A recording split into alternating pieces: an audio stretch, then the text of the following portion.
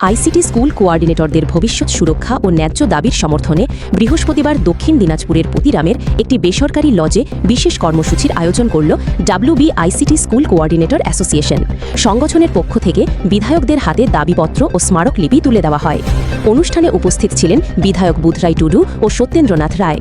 এছাড়াও ছিলেন সমাজসেবী অনিতা বিশ্বাস, সংগঠনের রাজ্য সহ সভাপতি রকি মণ্ডল, জেলা সভাপতি অমিত সরকার সহ অন্যান্য নেতৃত্ব। সংগঠনের দাবি, এই উদ্যোগ আগামী দিনে অধিকার আদায়ের আন্দোলনকে আরও শক্তিশালী করবে। এবং সেই সাথে আমরা আমাদের যে আবেদন নিবেদন সেটিও তুলে ধরেছি। আমাদের যে দীর্ঘদিনের আবেদন, প্রথম থেকে পঞ্চম ফেজ তারা সরকারের সমস্ত রকম সুযোগ সুবিধা পাচ্ছে, কিন্তু সেই জায়গায় আমাদের ষষ্ঠ এবং সপ্তম ফেজ আমরা সম্পূর্ণ রকমভাবে বঞ্চিত।